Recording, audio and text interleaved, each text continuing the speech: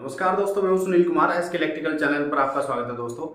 दोस्तों हम ये कहना चाहेंगे, आप हमें सवाल करते हो, ये अच्छी बात है। हम सबके जवाब नहीं दे सकते हैं, ये बुरी बात है हमारी तरफ से। तो दोस्तों अभी हम आपको सच बताना चाहेंगे। आप जैसा कुछ भी क्वेश्चन हमसे कर लेते हैं टावर ट्रेन के बारे में, तो अभी उस लेवल तक हम नहीं पहुंचे हैं कि आप हमें कोई भी क्वेश्चन करो और हम आपके किसी भी सवाल का जवाब एकदम से दे दें।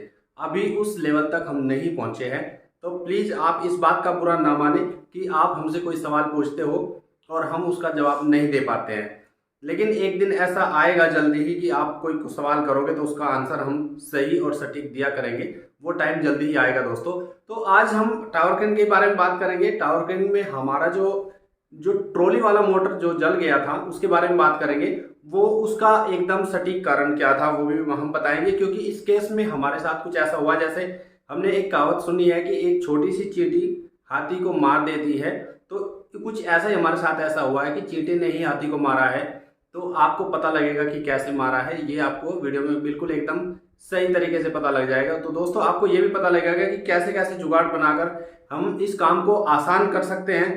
तो इस वीडियो में आपको ये पता लगेगा कि मोटर को ऊपर चढ़ाने के लिए हम कैसे थोड़ा जुगाड़ भी लगा सकते हैं। तो ताकत ज़्यादा ना लगा के थोड़ा दिमाग लगा सकते हैं। तो आओ शुरू करते हैं। और दोस्तों अगर हमारी वीडियो आपको पसंद आए तो प्लीज़ हमारी वीडियो को लाइक भी करें और हमारे चैनल एसके इलेक्ट्रिकल को सब्सक्राइब भी जरूर करें, क्योंकि आपको इस चैनल पर कंस्ट्रक्शन से जुड़ी इलेक्ट्रिकल और मैकेनिकल सभी तरह की वीडियो आपको इस चैनल पर मिलती रहेगी। तो आओ शुरू करते हैं। तो दोस्तों आपने देखा कि हमने ये मोटर यहाँ से उतार लिया था और उतार के इसको रिवाइंडिंग के लिए भेजा है, और इसमें कितना जला है कितना नहीं जला वो आपको सब एकदम क्लियर दिखाने जा रहे हैं। तो ऊपर से उतारने में हमें इसमें कोई दिक्कत नहीं हुई है। अब जो दिक्कत होने वाली है, इसको चढ़ाकर क्रेन में लगाने में दिक्कत होने वाली है। तो इसको हम आपको प्रॉपर दिखाएंगे कि हमने किस तरीके से ये लगाया है। आपको उतारते टाइम में इसकी जो एक चाबी इसमें रहती है उसका आपको खास ध्यान रखना होता है कि वो चाबी नीचे ना गिरे, क्योंकि अगर वो गुम हो जाती है तब हमारे लिए बड़ी समस्या खड़ी हो जाती है। तो उस चाबी का हमें निकालते टाइम मोटर को और लगाते टाइम दोनों टाइम ध्यान रखना होता है। तो ये आप कंडीशन देख सकते हैं मोटर की। मोटर जला हुआ है और ये सिंगल फेजिंग की दिक्कत नहीं है, ये लोड की दिक्कत है।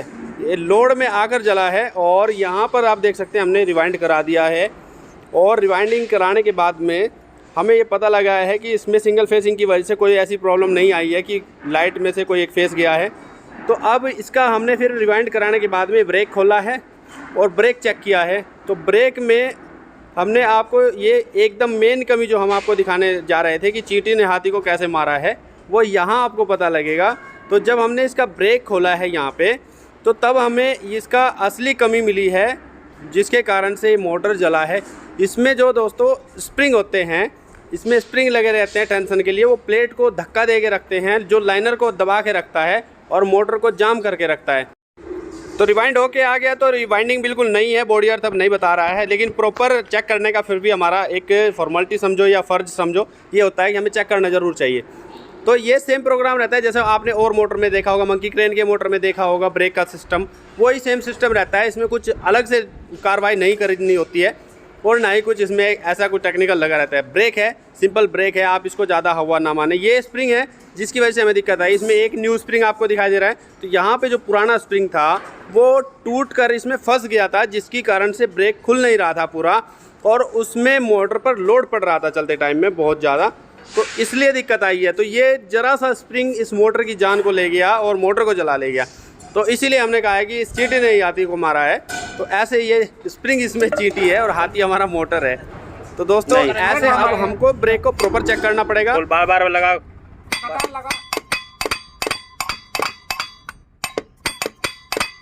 ठीक है लगाना। दोस्तों 24 वोल्ट डीसी इसमें जाते हैं। आप दो बैटरियों पे भी चेक कर सकते हैं इसको, और 24 वोल्ट डीसी से हमें इसे लगाने के बाद भी चेक करना है। लगा के रख, हाँ बस ठीक है, चला लगा लगा लगा लगा रख, ठीक है लगा, बस हट जा बस। दोस्तों अब इसको क्रेन पर चढ़ाने का हम जुगाड़ बना रहे हैं। हमारे पास में ये बिल्डर होस्ट की पुल्ली है, पिन है, तो इसमें सरिये का जुगाड़ बनाकर हम इसको हैंग करने के लिए, क्योंकि मोटर हमें ऊपर खींचना है, तो हमारे पास में एक पुल्ली वैसे भी आती है बनी बनाई भी, लेकिन हमारे पास नहीं है, तो हम इसका जुगाड़ बना रहे हैं। तो ये जुगाड़ हमने बनाया है। अब क्रेन पर ऊपर चलते हैं और उस जुगाड़ को बूम पर आसानी से लटकाकर हम रस्सी से इस मोटर को ऊपर खींचेंगे। और ये जुगाड़ इसलिए बनाया है कि ताकि हमें ताकत ना लगानी पड़े ज़्यादा। टावर क्रेन पर खड़े होकर ताकत लगाने में थोड़ा दिक्कत होती है। तो अब पैसेंजर लिफ्ट से हम इसे छत पर पहुंचा लेते हैं, क्योंकि हमारे पास पैसेंजर लिफ्ट चालू हो गई है। तो इसमें मोटर को रख के हम इसके छत पे पहुंचा लिया है हमने। और यहाँ हम टावर क्रेन की बूम को इस पर घुमा के छत पे तब जाके इसका जुगाड़ करेंगे। तो इस तरह से आप देख सकते हैं कि हमने रस्सी भी मंगा ली है और मोटर यहाँ पे आ गया है। और अब हम यहाँ पे इसको ऊपर खींचने का जुगाड़ बनाएंगे। तो कोशिश यही है दोस्तों कि ज़्यादा से ज़्यादा यही कोशिश की जाए कि हमें कम जोर लगाना पड़े और हमारा काम आसानी से हो जाए। तो आप अपनी टेक्निक को इस्तेमाल कर सकते हैं। ऐसा नहीं है कि जैसे हम कर रहे हैं आप सेम ऐसा ही करें। आप अपना दिमाग लगाइए कैसे आप अपने काम को आसान कर सकते हैं। तो हम यहाँ पे आ गए हैं। और सेफ्टी का इशू दोस्तों हमने पहले ही बता दिया है, आप हमारी सेफ्टी ना देखें प्लीज़, क्योंकि हमें आदत हो गई है ऐसे काम करने की। हम किसी को लेकिन सुझाव नहीं देंगे ऐसे काम करने का। आप अपनी सेफ्टी खुद करें। तो इस तरह से हमने जो जुगाड़ बनाया है उसको रस्सी से खींच लेते हैं। एक पुरानी रस्सी हमारे पास में ऊपर ही है क्रेन पर, जो इमरजेंसी के लिए रखी रहती है। और ये जुगाड़ हम यहाँ पे पुल्ली हमने ये मंगा लिया और इसको ऐसे हम बूम पर लगा देंगे, यहाँ पे लटका देंगे। अब इसको मोटर खींचने के लिए हम इस्तेमाल करेंगे। और इस पर हमने रस्सी भी बांध के मंगा ली है। यहाँ पे इसी रस्सी से हमें नीचे से मोटर खींचना है। वो मोटर हमने बांधी है। रस्सी हमारे पास में लंबी है दोस्तों, ये काफ़ी लंबी है और इसलिए मंगाई है। इस पुल्ली से होते हुए हम रस्सी को वापस नीचे छत पे पहुंचाएंगे, क्योंकि वहाँ पे खींचने के लिए हमें मैन पावर काफ़ी मिल जाएगी और ऊपर हमें ये खींचना नहीं पड़ेगा। तो हमें सिर्फ ये फिट करना पड़ेगा और मोटर हमारा आसानी से यहाँ पे आ जाएगा और हमें ज़्यादा जोर लगाने की ज़रूरत भी नहीं पड़ेगी, क्योंकि छत पे खड़े होकर खींचना आसान है और क्रेन पे खड़े होकर इसको खींचना थोड़ा मुश्किल पड़ता है। थोड़ा क्या दोस्तों, बहुत मुश्किल पड़ता है। ज़्यादा आदमियों को हम यहाँ पे भीड़ इकट्ठा ऊपर नहीं कर सकते हैं।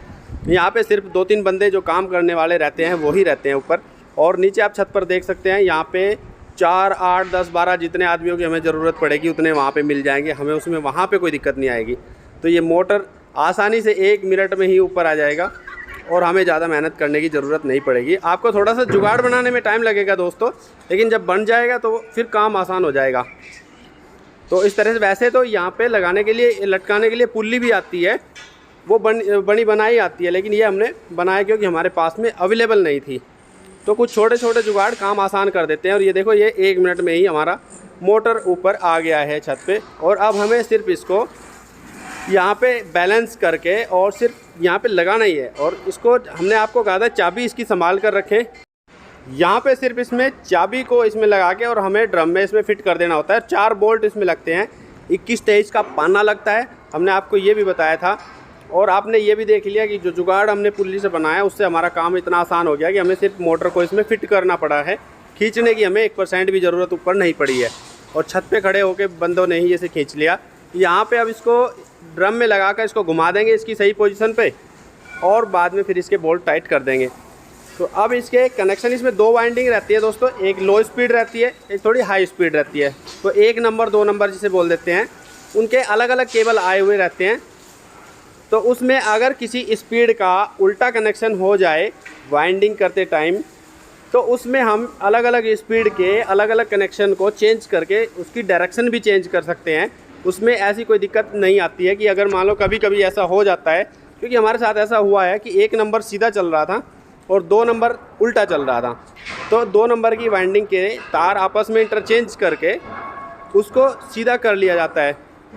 तो सबसे पहले हम यहाँ पे भी ब्रेक के तार लगाएंगे और ब्रेक के तार लगाने के बाद में ध्यान से सुनेंगे कि यहाँ पे भी इस करंट से ब्रेक ओपन हो रहा है या नहीं हो रहा है। तो ये ज़रूरी है कि ब्रेक ज़रूर खुलना चाहिए, नहीं ब्रेक खुलेगा तो मोटर जलेगा 100%। दोस्तों, मोटर जलने में हम ये नहीं कह सकते हैं कि ये ऑपरेटर की लापरवाही है या हमारी लापरवाही, ऐसा नहीं कह सकते। कभी कभी काम करते करते नहीं भी ध्यान जाता है कि मोटर में से ब्रेक की आवाज़ आ रही है या नहीं आ रही है। तो पहले ब्रेक की आवाज़ यहाँ पे सुन लेते हैं। हमने ब्रेक के कनेक्शन कर दिए हैं।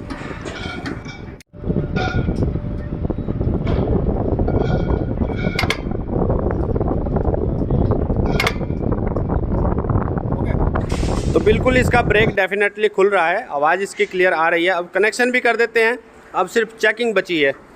तो हमने आपको ये भी बता दिया, कोई सी स्पीड के अगर उल्टे चक्कर हो जाएं तो वो भी आसानी से चेंज कर लिए जाते हैं। यहाँ से आप इसका कॉन्टैक्टर का प्रोग्राम देखें कि 1 नंबर 2 नंबर में कौन कौन से कॉन्टैक्टर काम करते हैं। तो सबसे पहले देखें 1 नंबर फॉरवर्ड में 1 नंबर कॉन्टैक्टर और 3 नंबर कॉन्टैक्टर चलते हैं, 1 नंबर स्पीड जो चलती है। उसके बाद में 1 नंबर के साथ कौन से चलते हैं 2 नंबर में, ये 1 नंबर के साथ 4 और 5, तो ये चलेंगे 2 नंबर स्पीड में। अब बैकवर्ड में देख लो, जब बैकवर्ड चलेगी तो यहाँ पे 2 नंबर 3 नंबर इकट्ठे चलेंगे और फिर 2 नंबर के साथ में 4 और 5 चलेगा 2 नंबर के लिए बैकवर्ड में। तो इस तरह से इसके कॉन्टैक्टर काम करते हैं। तो दोस्तों अब इसकी फाइनल चेकिंग कर लेते हैं 1 नंबर चलाकर और 2 नंबर चलाकर कि ये सही काम कर रहा है या नहीं। चल 2 नंबर चलाइए।